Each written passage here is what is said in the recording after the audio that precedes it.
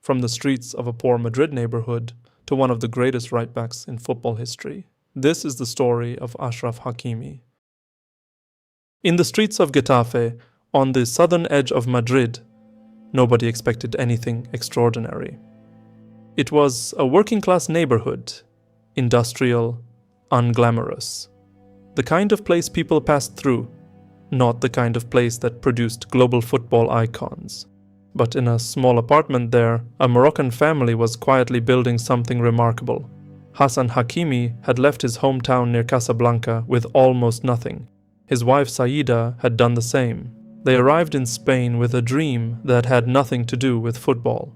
Just the simple, desperate hope of a better life. Hassan Hakimi never talked about sacrifice. That was not his way. He had grown up in the Rif Mountains of northern Morocco, a region that had given the world some of its hardest workers and most determined dreamers. He left it behind not because he stopped loving it, but because he loved his family more. Every morning in Getafe, before the city woke up, Hassan was already standing behind his stall, not complaining, not wishing he was somewhere else, just working. Achraf has spoken about his father in ways that don't make the headlines, quietly, carefully, like a man who knows that some things are too important for noise. "My father showed me what it means to be a man," he once said, "not with words, with everything he did." It was Hassan who first told a young Achraf that talent alone means nothing, that the street doesn't care how fast you are, that only work, real, daily, unglamorous work, separates the ones who make it from the ones who almost did. He learned that lesson watching his father, long before any football coach ever taught it to him. Hassan sold goods on the street. Saida cleaned other people's houses, day after day, year after year. And in 1998, in that small apartment in Getafe, Achraf was born. He grew up between two worlds. At home, Arabic, Moroccan food, Islamic values, the culture of a homeland he had never seen but somehow always felt. Outside, Spanish, the noise of Madrid, the language of the streets. His mother wanted him to swim. She saw his energy, his speed, the way he moved, and thought athletics. But Achraf had already made his decision. By the time he was 6 years old, he lived for football. Not the stadiums, not the glory, just a ball, a street, and the feeling that nothing else in the world mattered. In 2005, a local club called Colonia Ofijevi gave him his first proper kit. 1 year later, someone from Real Madrid's academy came to watch a youth tournament in Getafe. They saw a small, fast boy who moved differently from everyone else on the pitch. Instinctive, fearless, already reading the game like someone twice his age. The letter arrived at the family's apartment shortly after. Achraf thought it was a joke. Real Madrid didn't sign boys from Getafe. Real Madrid signed the sons of wealthy families, kids from famous academies, players who had already been identified as prodigies, not the son of a street vendor and a house cleaner. But the letter was real, and at 7 years old, Achraf Hakimi walked into La Fábrica, Real Madrid's academy, and never looked back. For the next 10 years, he trained alongside the most talented young players in Spain. He had no words to describe what his parents had sacrificed to make it possible. The early mornings, the travel across the city, the boots and equipment they somehow always found money for. And through it all, Achraf carried something with him that the other academy boys didn't have. Hunger. Real hunger. Not ambition. Something deeper. The weight of knowing exactly what his parents had given up. His childhood idol was Roberto Carlos, the original fullback who bombed down the left flank, the player whose style would flow directly into Hakimi's own game, fast, explosive, attacking. A defender who played like a striker. That became Achraf's identity. In 2016, at just 17 years old, he made his debut for Real Madrid's reserve team. A year later, Zinedine Zidane himself handed him his first team debut in La Liga. The boy from Getafe was playing for Real Madrid, but he was also facing a question that had followed him his entire life. Spain wanted him. He had the passport, the language, the upbringing, but Hakimi never hid his emotional connection to his parents' homeland. From a young age, he chose to wear Morocco's jersey. It wasn't a football decision, it was a statement about who he was, about where he came from, about Hassan and Saida. In 2018, Real Madrid sent him on loan to Borussia Dortmund. Some players struggle when they leave the comfort of the club that raised them. Hakimi exploded. New country, new language, new league, he didn't care. Over 2 seasons he contributed 12 goals and 17 assists, numbers that belong to attackers, not fullbacks. Europe took notice. In 2020, Inter Milan paid €40 million to bring him to Serie A. Under Antonio Conte, he became a crucial part of Inter's historic Serie A title win, their first Scudetto in 11 years. 1 year later, PSG paid €68 million. The boy whose parents couldn't afford proper football boots was now one of the most expensive defenders on the planet. Paris was not Getafe, Paris was not Dortmund, Paris was not Milan, Paris was the center of the world. And for a boy who had grown up between 2 cultures, never fully Spanish, never fully Moroccan, the city of Paris felt unexpectedly like home.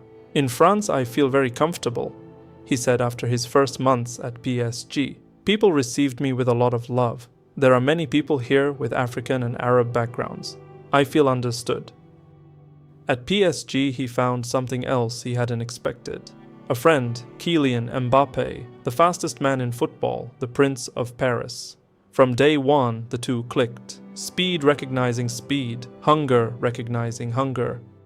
But it was the arrival of Luis Enrique as coach that transformed everything. The Spanish manager saw something in Hakimi that no coach had fully unlocked before. He pushed him out of his comfort zone, asked him to play as a hybrid fullback midfielder, to occupy spaces he had never occupied, to think differently about the game. He taught me to see football differently, Hakimi said. Under Enrique, PSG stopped being a collection of stars and became something rarer, a team. Since he arrived, everyone changed their mentality, Hakimi said. Now we play for each other. We run for each other. We are a family. A boy who had grown up between worlds had finally found one that was entirely his. But the moment that meant everything came in Qatar, 2022 World Cup. Walid Regragui had taken the Morocco job just 3 months before the World Cup began. 3 months. In football, that is nothing. That is barely enough time to learn everyone's name, let alone build a team capable of making history.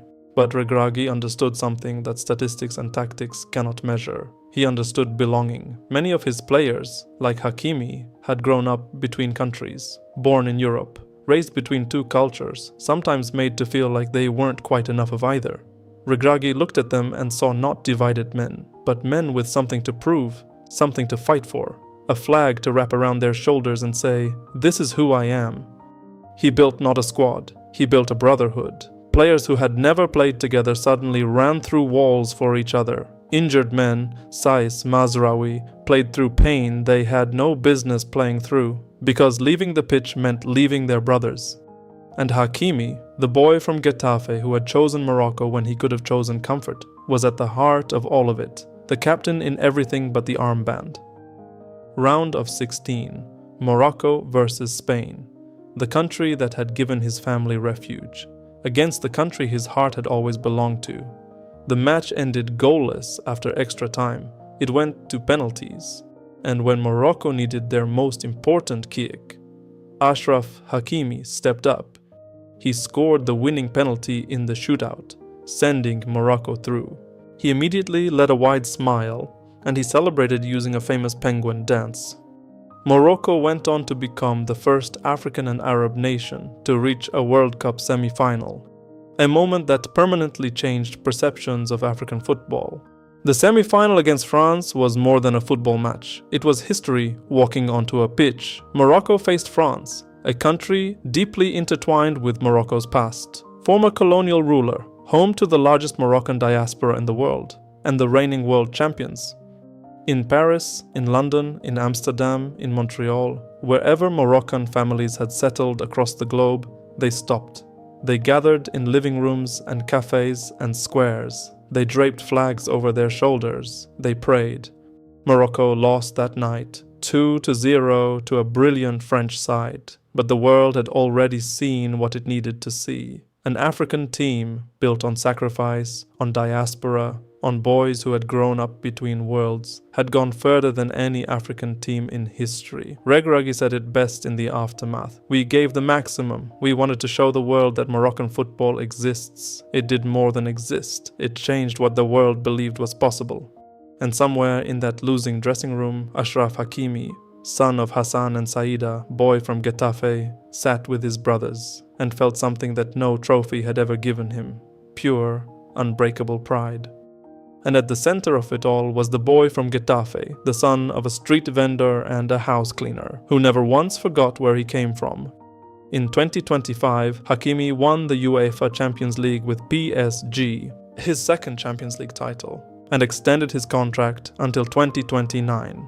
His mother Saida still lives in Madrid. He has spoken about her in interviews more times than he has spoken about any trophy, because the trophies are the reward, but she is the reason. From the streets of Getafe to the summit of world football, this is the story of Achraf Hakimi.